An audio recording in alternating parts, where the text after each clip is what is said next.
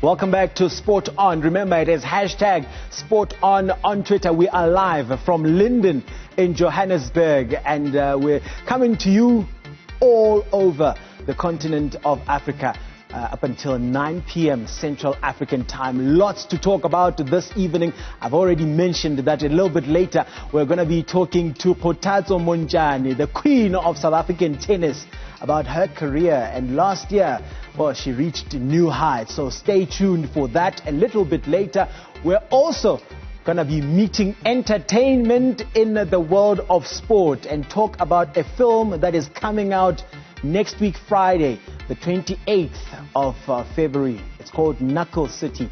So we'll be chatting to the producer who's already here in studio. So stay tuned here on Newsroom Africa, channel 405. Right now, though, we've got the chairman, we've got the new coach, Mabuthi Khenyeza. TS Galaxy is in the house. Thank you so much, gentlemen, for joining us. Thank you, Benjamin. Thank you for having us. Okay, let me start with the man that has taken, I was joking off air that my job is not as difficult as the one that you've taken right now. Does it feel that way? Do you feel like there's weight on your shoulders with the job that you've decided to put pen to paper for? Good evening to the listeners. I think the project is a big project. Mm-hmm. I'm aware of that. Yeah. And then the team, it's a big team. Like you said it before, it's a team which is growing quicker in terms of everything. And then I'm very, very honored to come and then to take this job. And I'm aware of each and everything, the challenges ahead. But I take each and everything what comes in front of me. Who called you? Was it him? Did he pick up the call and say, hey, Mabuthi, what are you doing this weekend? I want you to come and coach here. No, I think when you're in football, you always communicate most of the time. Because our president is a football man. Mm-hmm. And then we communicate. Sometimes we meet somewhere. We know each other for a long time. And then whatever that he does this side is the same thing that I was doing there in Durban. I do it in Durban. Yeah. And then now, somehow, we found each other. Yeah. Okay. Tim, thank you so much. I think this club is possibly the fastest growing in the country. A few years ago, we didn't know about TS Galaxy, and you came in. I remember clearly that picture of the bus when the bus was acquired, and we're like, "Hey man, Kibomamba," you know, and they have a bus, luxury bus like this, in the then NFD with no sponsor, and you have just kept at that rapid pace. I mean, we're struggling to keep up. Yeah. What's happening? Yeah, look, you know, Benjamin, I think when we started the project, we knew exactly what we wanted to do. We wanted to create a very good alternative for people, you know, who have gotten used to the current establishments. So we wanted to give them an alternative that is fresh, with great ideas, new ideas, innovative ideas. Because we realized that I think people got used to the same thing for so many years.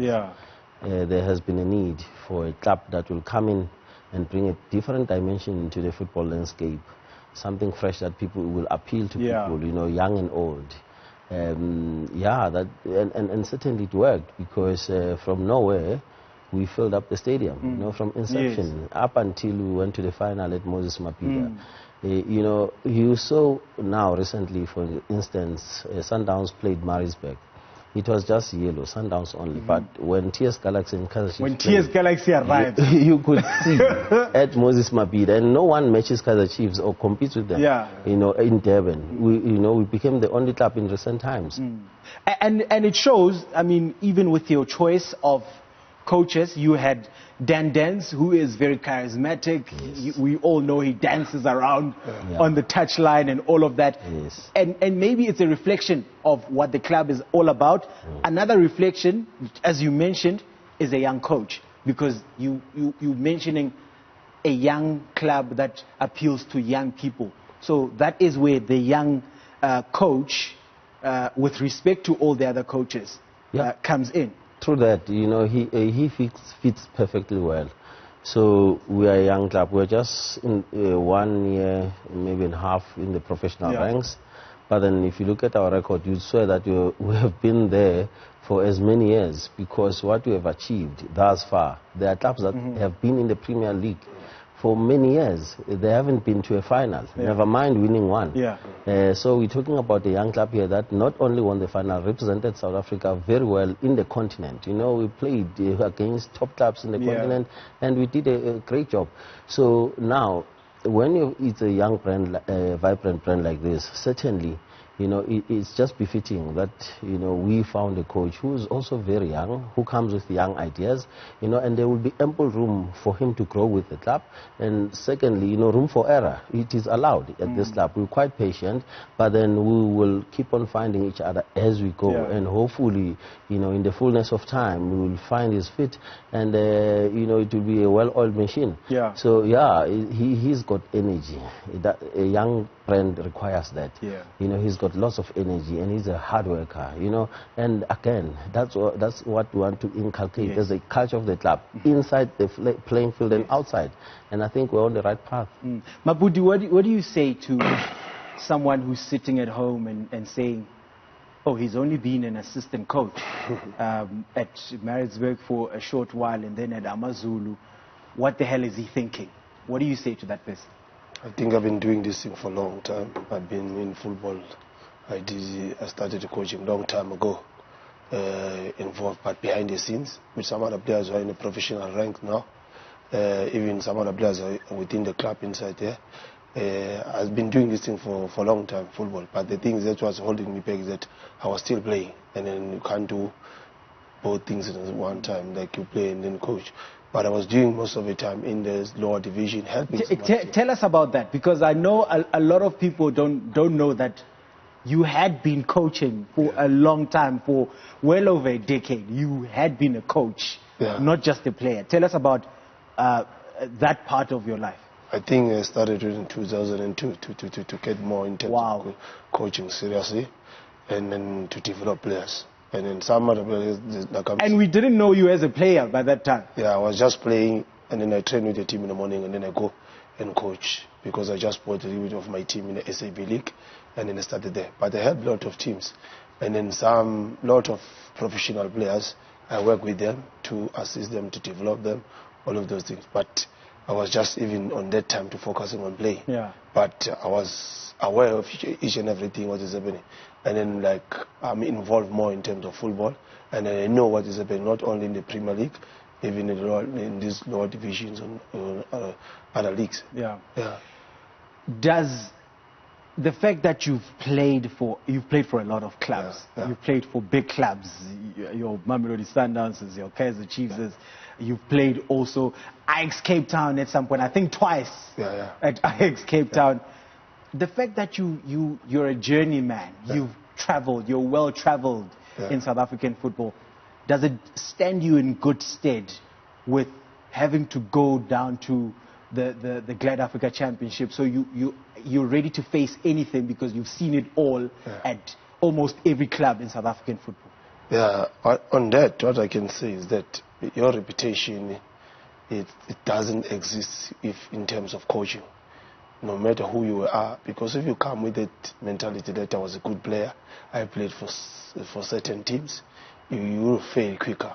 I don't use that, because one of the day you're gonna start to compare players with you in the time you played. What I'm trying to say is that when I do this thing of coaching, I put it away. Where did I play?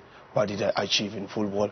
How many goals I scored? And then I don't compare players with me.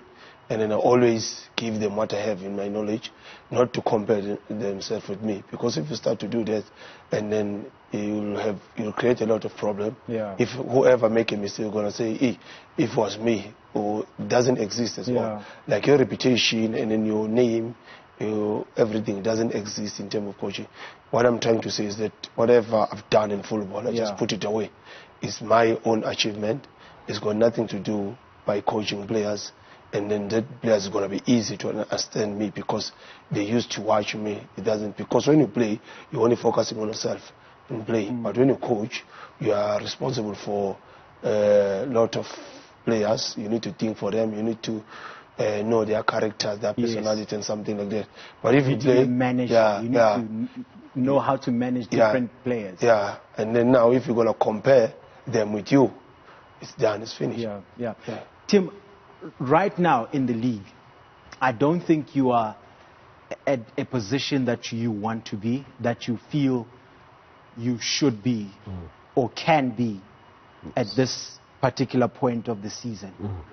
What is the what's the requirement right now from a coach who just came in at this late stage in the season? Yeah, look, our first diagnosis was that our success became our worst enemy.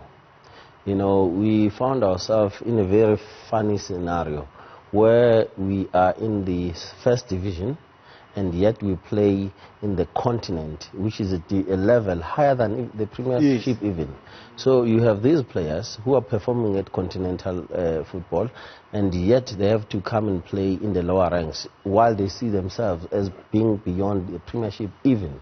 You know, so that played in their minds, most of our guys. It created certain characters, and it became troublesome at some point or another. That's why our former coach, when he resigned, he did say that he didn't want to go as far as taking the risk of losing the change room.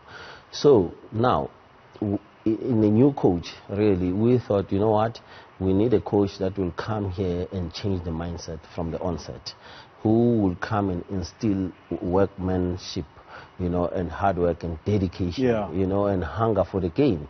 And indeed, knowing Mabuthi as a player for one, you know, he was a hard worker. You know, players like him, you wouldn't put him, if you don't know him, amongst 5 or 6 living players who have scored more than a century, 100 number of goals in our football history as a country. Well, how did he achieve that? You know, through I don't think there's more than 5. Yeah, there's a handful number of them. You know, so really it talks to hard work. So this thing of hard work is not something that you would have started yesterday or now at TS Galaxy. Surely, you know, he started it many years ago. I mean, he said it himself that in 2002 he bought a club so that he can start coaching. Okay, we're quickly running out of time. Mabuthi, when are you going to the top division? With the club. Pardon? With the club. Yes, with TS Galaxy. No, we will see. But at the moment we take one game at a time. But we hopefully want to go there, all of us. I think the club is the way the chairman do things. It's his ambition on all of us to go up there. But we need to take one game at a time. Because the quicker you want to go there, and then it'll be quicker to come there. You see, and then we try by all means to do each and everything that he's a patient man, and then he knows what he's doing, and then we always communicate about what is our ambition. All right, Mabuthi Khenyeza, good luck. All I can say without interruption is that people should write us off at their own peril. We're definitely looking forward to more great things from TS Galaxy.